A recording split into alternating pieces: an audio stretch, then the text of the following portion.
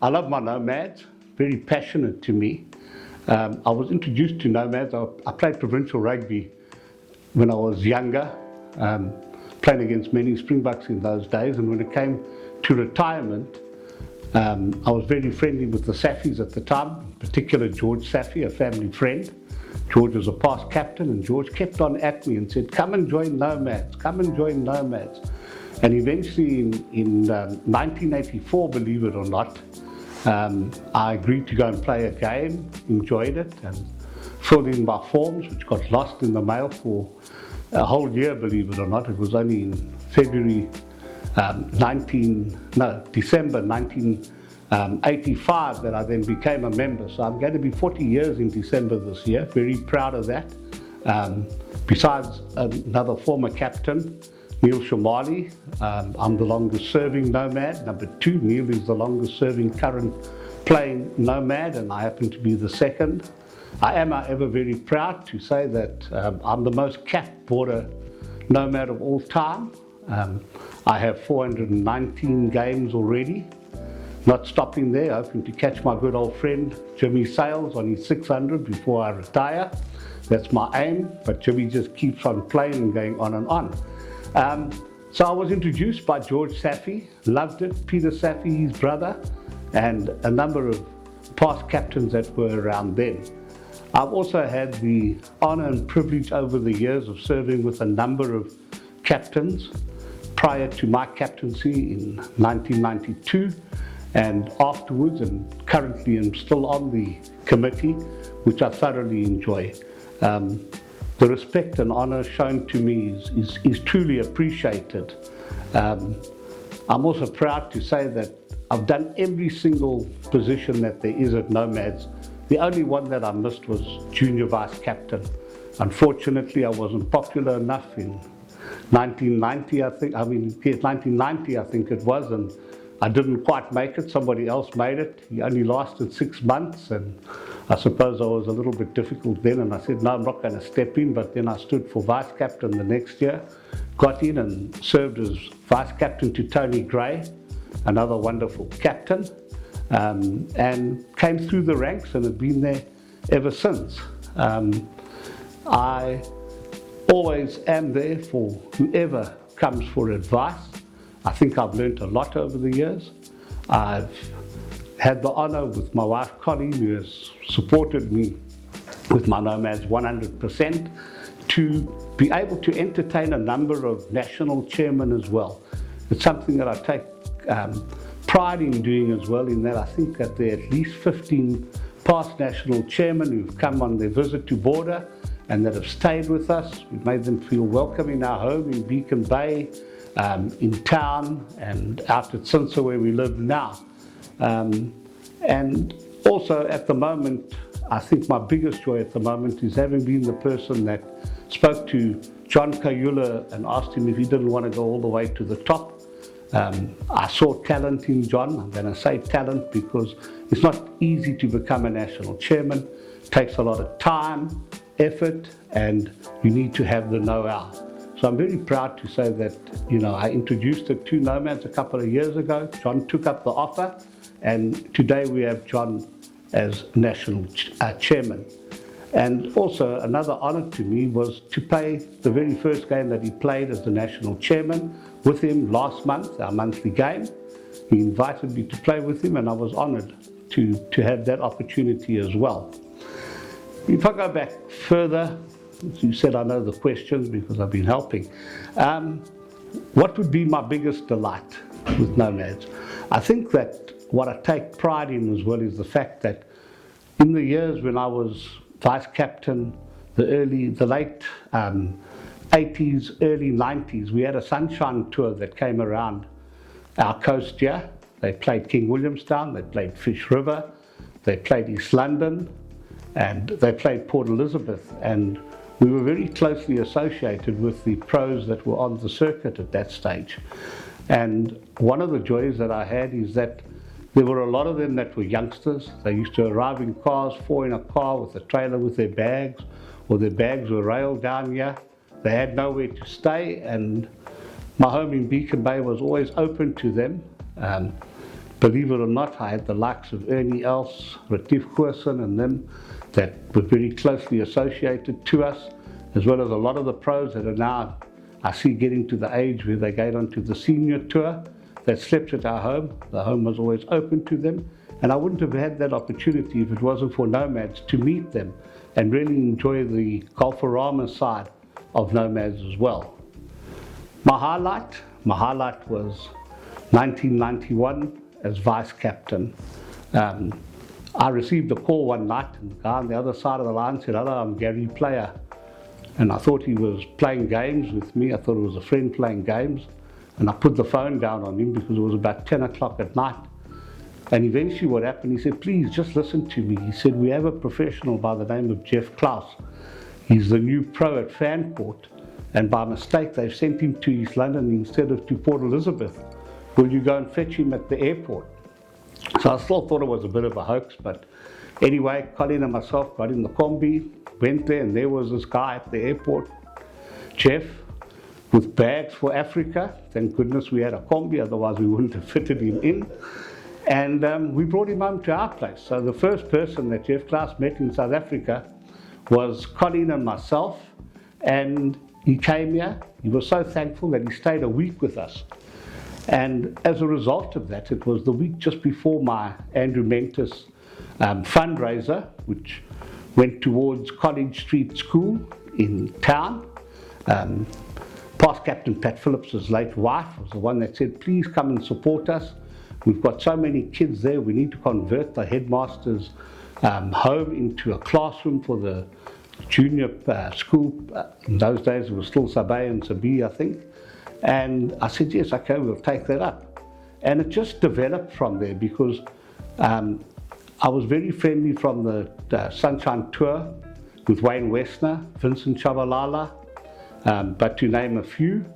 And I had invited the two that would regularly stay at our house. In fact, we had become family friends and who holidayed with us out at Haga Haga, Sinsa, Morgan Bay and places like that. So I had invited them, and then I had the added advantage of Jeff Klaus being here at the same time. So they met Jeff that week, shall I say. And Gary Player was so thankful for what I'd done that he sent me a set of, I think they were Avalon clubs that he produced, his very first set that he produced. And I was on a mission that weekend to raise about 10 to 18,000 Rand, and I raised substantially more than that, almost 4 or 5 times more than that.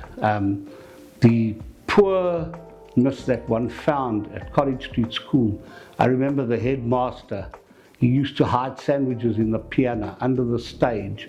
The pupils were so poor there, they had nothing, they had no clothing, they had nothing.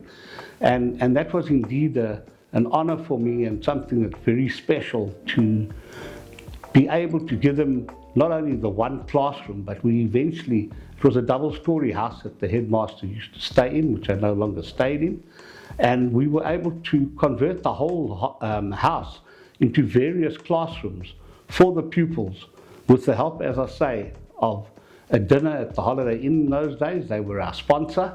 They gave us the venue for nothing. They gave us a meal at a tremendous price. The innkeeper there was a nomad as well, which helped. And yes, I raised an exceptional amount, very big for Border.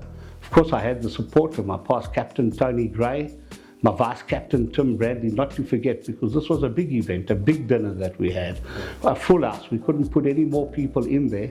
People were there to see the professionals. They were there to see Wayne Westner live, there to see Vincent Chabalala, who was captain of the, as they called it, of the professionals. Jeff was there. Nobody knew who Jeff was or what he was, but as you know, he is a nomad today. He's a past captain of Nomads as well, and he runs a very successful golf course.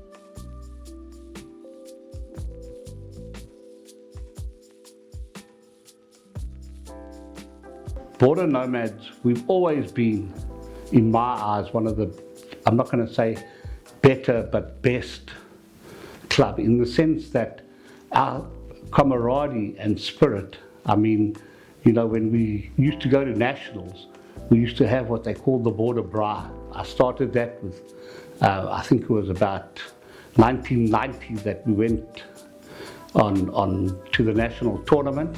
We all stayed together as a group. We were all in the same accommodation, and at the swimming pool area, we used to have a braai for our border team. But that little braai developed into the great friendship that we have with people like Jimmy Sales and his late dad, Gilly. They popped in to see what we were doing.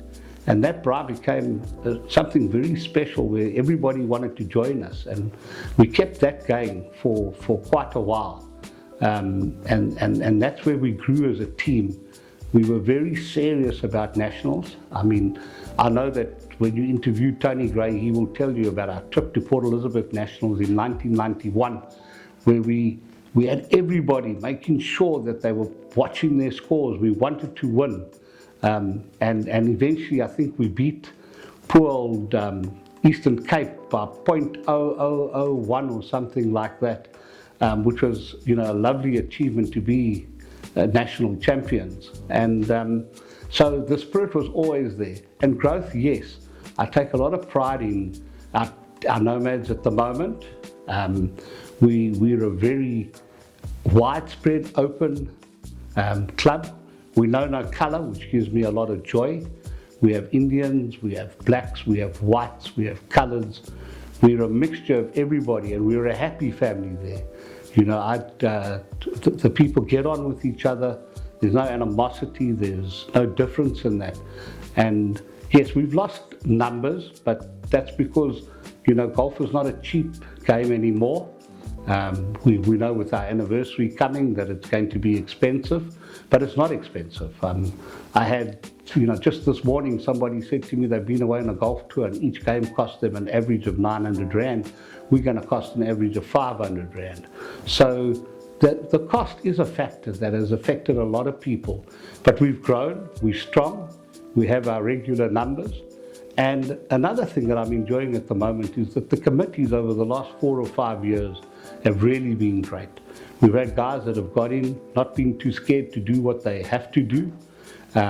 We've had members who have had challenges and found that they're not performing correctly in the sense that their work is maybe taking up too much time.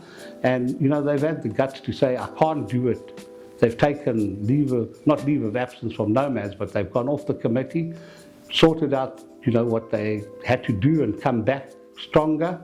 And at the moment, I believe we have a tremendous committee. I mean, new captain Morgan Mlungu the other day did a great job together with new vice captain, and that the whole team was there at Kumcha, which was great to see. So Nomads are, in my opinion, very strong at the moment.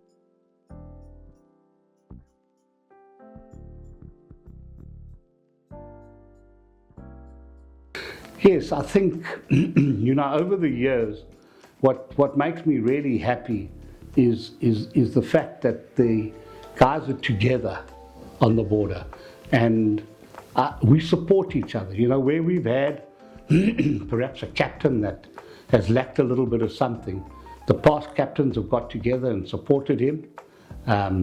They haven't seen somebody fall down and out. We've rather corrected it, and it makes me smile to see the togetherness that there is, and also the mere fact that we've never had to miss a game or anything like that. Come rain, hail or snow, Border Nomads are there. Our monthly games are on a Sunday, because we have a lot of people that are employed during the week and can't play weekly games, but we've stuck to Sundays, and yes, it's nice to see that the togetherness is there.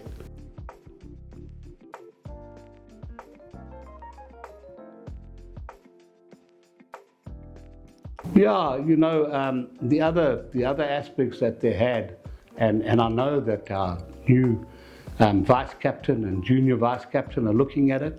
I recall so much so as well, in the earlier days, we used to rent a bus, a 60-seater bus. We used to travel to Queenstown for a game in Queenstown to support them, because we had a number of nomads that came from Queenstown. My vice captain was Tim Bradley, wonderful man from Queenstown. Tim turned 89 years the other day, I'm told, but a very staunch and strong nomad right until he stopped playing golf. We used to travel to Butterworth. It was a hell of a trip. We used to hire a bus as well.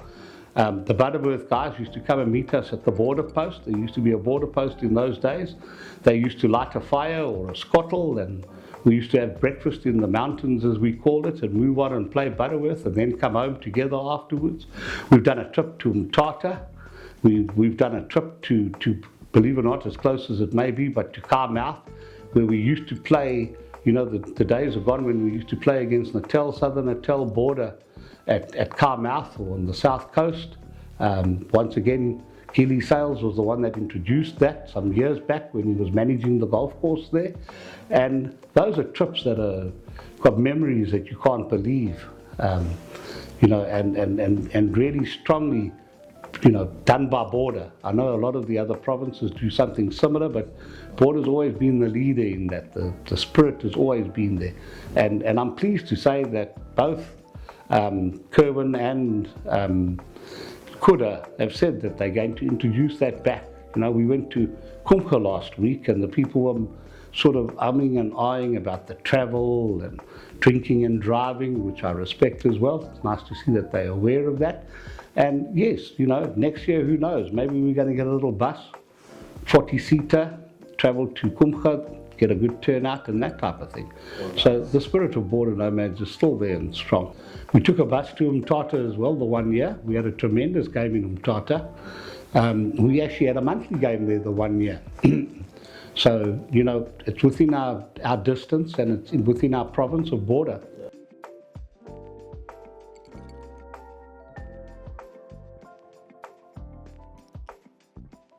You know, I've made friends throughout South Africa. In fact, being a nomad, I want to say, is just something different. I had the honor of going to Australia and playing nomads in Australia. So I've got a few international games as well, if you want to call it that. But, you know, when the guys in Australia were guys that were here, that were very much so a part of Nomad South Africa. And I just slotted in there like there was no difference, like I was at my home province. And that friendship that you get out of it, I mean, I have absolutely no doubt that I can go anywhere in South Africa, go play a nomad's game. If I was looking for accommodation or a place to stay, there would always be a nomad around and throughout South Africa that would take me in and make me feel welcome. I mean, you know, I recall we had Nomads Nationals here, I think it was 96 or 97, and the Zimbabwean chairman was a big man, and they put him into a hotel where he couldn't fit into the room, and I took him to my home. And, you know, that led to Jimmy Sales, my great friend Jimmy. Of course, Jimmy's very close to me. Our families are very close. You know, we traveled to Zimbabwe together, and we played in Zimbabwe. We cruised around Zimbabwe, and it was a friendship that started there from Nomads. I mean, without Nomads, that would not have been there. And the point that I'm trying to make here is that no matter where you go as a nomad, you make you feel welcome. I mean, I recall getting to Australia now in January. I played my monthly game in Aussie on the Gold Coast, and it felt like I was back home, on the border. There was no difference. I was welcomed and had a really great day. Mark Rogers was the vice captain there that took me in. I mean, he came and collected me 80 k's away from the venue, travelled me there, travelled back with me, and I got to know him, complete stranger, and became very friendly with him. Sadly, Tony Amara Sr. died, was buried this week. I mean, Tony was full of fun always. I mean, wherever we went to nationals, he used to have my wife Colleen in fits of laughter, and they're just characters from there, you know, that just stick out in your mind, and you come across them, like you say, when you least expect them. You see somebody say, "Hello, Peter Allam, Border Nomads," and you know, you recall them, and yeah, it's really nice.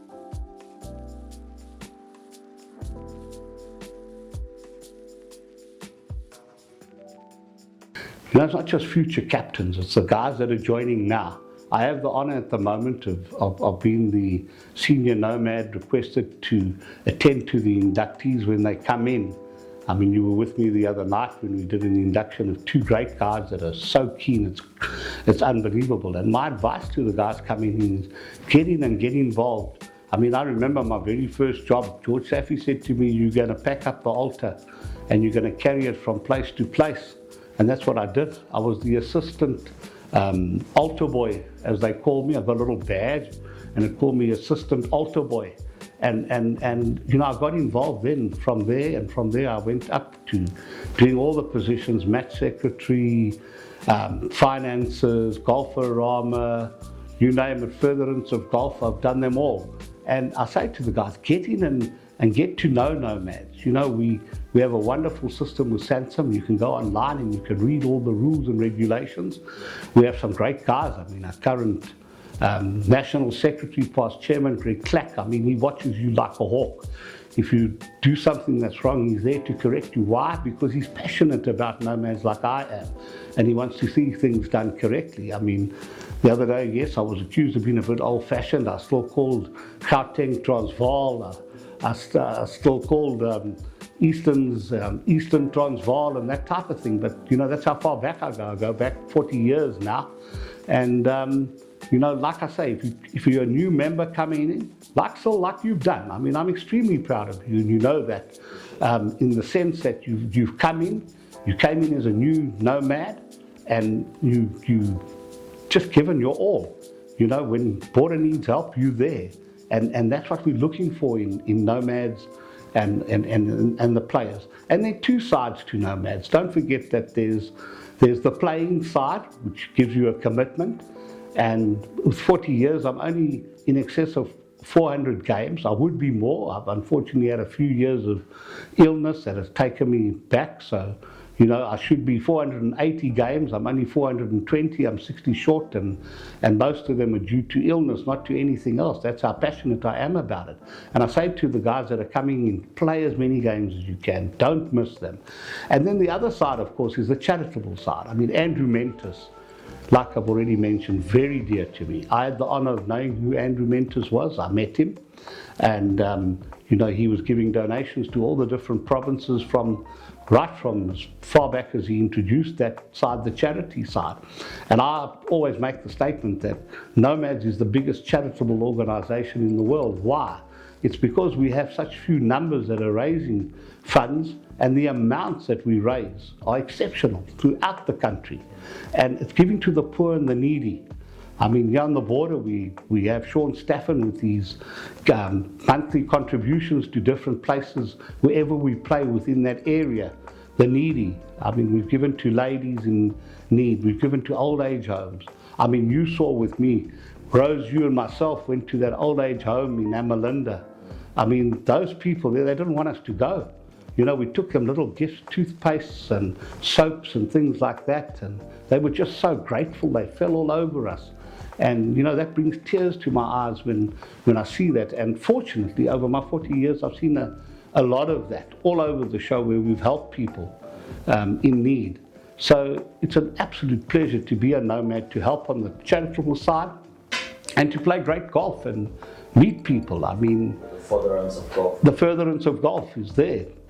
And it's lovely, you know, the friendship that you make and things like that. And coming up now, we have the 50th anniversary coming up. We're working hard on that. It's going to be really something good for everybody. These interviews are a build-up for it. Yes, it's sometimes a difficult choice. We have got the people that are saying, why aren't we at this club? Why aren't we at that club? Why are we at Olivewood? You know, we've assessed everything, and you can't always please everybody. You know, our 45th we spent at Fish River Sun. It was tremendous. Everybody stayed there, and it was great. This time we're going to be at Olivewood, and it's going to be great as well. And there's a lot of work and effort going into it from Border Nomads. I mean, the guys are enthusiastic. When we've asked guys for help, they've come forward, and it's really going to be nice.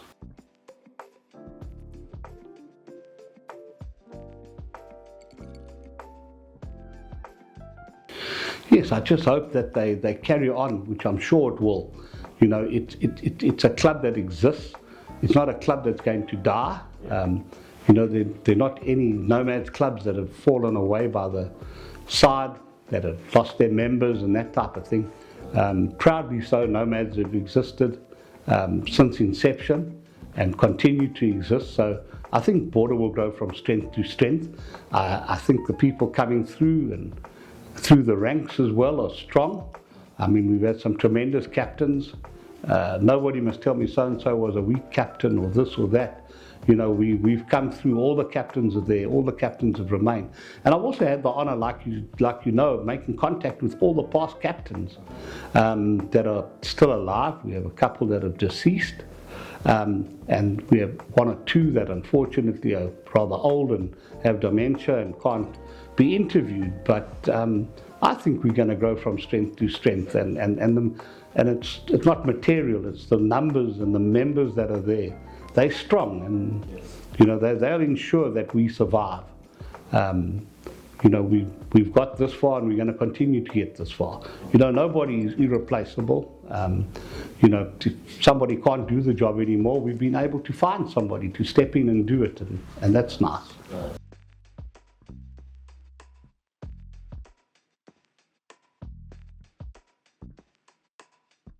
You know, I just ask that they stay as strong as what we are at the moment. They stay together, and that will be really tremendous if that can happen. The togetherness, and I think we're going to see it at the anniversary. I think with the anniversary, you're going to see a very strong bond come with Border Nomads. Friends are going to be made. At the moment, there are a number of people from other provinces coming through. One or two provinces are missing, sadly. But, you know, it's also a long weekend, it's Father's Day, I'm told, and things like that. So we just got to be patient and see what happens, yeah. Yes. Thank you so much. It's been an honor, you know, to interview you. You know, I want to thank you for sharing your story and insight. Your leadership and contribution have helped Border Nomads, you know, into what it is today. We look forward to honoring the legacy, you know, as we step into the next 50 years. Thank you so much. Thank you. Thank you. Great.